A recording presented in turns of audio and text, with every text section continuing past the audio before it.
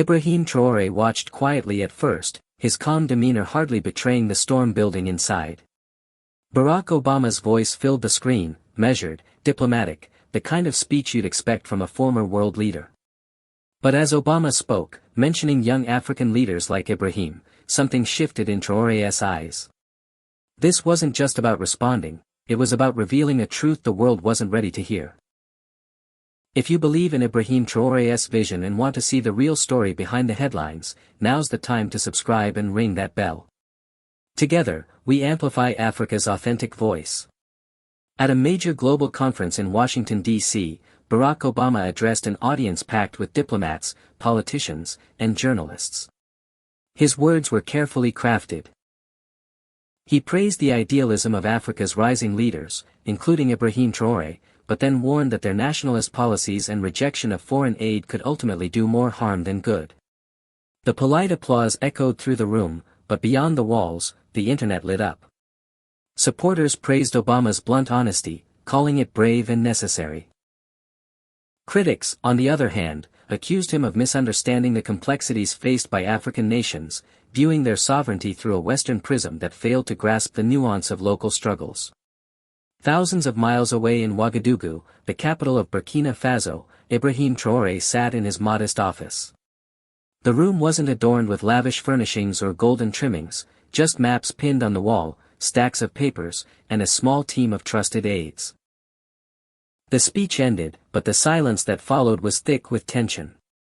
One of Ibrahim's closest advisors broke the quiet. "Mr. President, should we respond?" Ibrahim's eyes never left the paused screen. Then, his voice broke the silence, calm but resolute. "He's wrong. But I understand why he said it. He sees us through the eyes of someone from a different world." The aides exchanged uncertain looks. What would come next? Ibrahim leaned forward and said with conviction, "We won't meet anger with anger. We'll answer with truth." Then came the decision. They would make a video, not to fight fire with fire, but to show the world a reality far different from what had been portrayed. They'd tell the story of Burkina Faso's progress, its resilience, and the people's dignity. Without delay, the team went to work. Footage was gathered from villages powered by solar lamps, women running agricultural cooperatives, children learning in classrooms lit by energy their communities generated. This wasn't a political rebuttal. It was a bold reclaiming of the African narrative, raw and unfiltered. Ibrahim knew the stakes. Speaking openly could invite criticism, even international pressure. But staying silent would mean letting others define Burkina Faso's future, and that was unacceptable. This was their story to tell, told by those who lived it. The video dropped the next morning. No flashy studio or dramatic lighting, just Ibrahim Traoré sitting behind a simple wooden desk in traditional Burkinabe attire. His eyes locked with the camera. No script, no teleprompter, just honesty. "Mr. Obama," he began respectfully but firmly, "I hold your contributions to the world in high regard. But your remarks about leaders like myself show a limited understanding of African realities." Each word landed deliberately. "You speak of isolation, refusal of aid. But what you call isolation, we call sovereignty. And what you call aid often comes wrapped in invisible chains." Behind him, the video showed scenes rarely featured in global media: children studying under solar-powered lamps, women tending crops in community farms, villages lit up by homegrown energy. "These are not acts of defiance," Ibrahim said, "but strategies for survival, rooted in dignity." The message was unmistakable. Burkina Faso did not reject help. It rejected domination disguised as assistance. The video didn't lash out. It educated. It spoke with the quiet authority of a leader protecting his people's story. As the video spread, it ignited a wildfire online. Hashtags trended. Conversations exploded. Supporters celebrated the truth unveiled. Critics paused, acknowledging this wasn't the rant of a dictator but the voice of a statesman. Across Burkina Faso, families gathered in homes, cafes, and schools to watch. Radios in remote villages replayed the speech in local dialects. Farmers stopped work to listen. For once, Africa's narrative wasn't filtered through foreign lenses, it was told by its own people. Journalists worldwide scrambled to analyze the message. International media outlets praised Ibrahim's grounded sincerity, contrasting it with Obama's polished critique. In Washington, Obama's team watched, surprised. "He's not just talking," Obama murmured. "He's showing." Back home, the country buzzed with pride. Youth organized forums inspired by the video. Murals appeared overnight, one of a child holding a solar panel like a book, emblazoned with "Knowledge is Light." It wasn't just a slogan. It was a movement. Reporters visiting villages found undeniable progress, powered by local resilience. In a northern farming community, Soul Man showed once barren fields now feeding 5 families. The tools were made nearby by blacksmiths, part of a revitalized economy.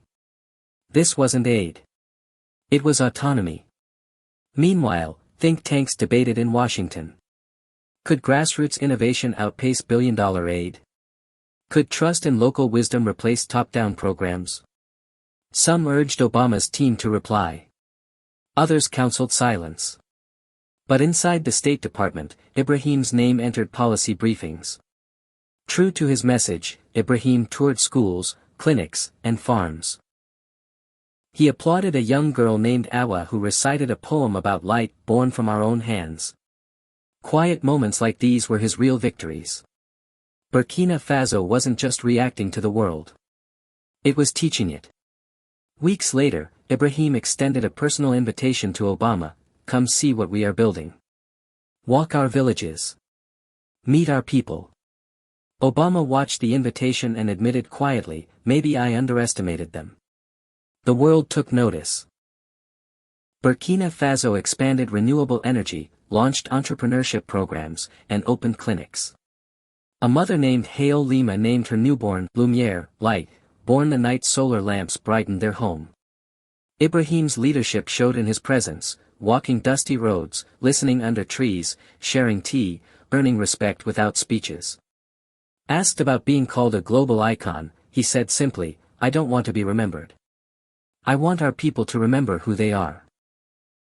Eventually, the two leaders connected in a private call, not a debate, but a dialogue. Obama asked how to scale these local successes without losing their essence. "You don't copy," Ibrahim said. "You respect and adapt. Technology without inclusion is just an expensive toy." Obama listened more than he spoke, seeing in Ibrahim a new kind of wisdom rooted in land and people. Back in Ouagadougou, Ibrahim returned to work quietly, letting actions speak louder than words. Word spread. Humility between powerful men can move nations. The two men, once divided by criticism, found common ground: Africa's story must be told by Africans. From a single video to a global movement, Ibrahim Traoré transformed criticism into a platform for change. He proved leadership rooted in dignity and truth could rewrite the future. If you stand with Ibrahim Traoré and believe in an authentic African narrative, hit subscribe and join us. Together, we amplify voices long unheard. Remember, real power lives in presence, humility, and the courage to build a new tomorrow.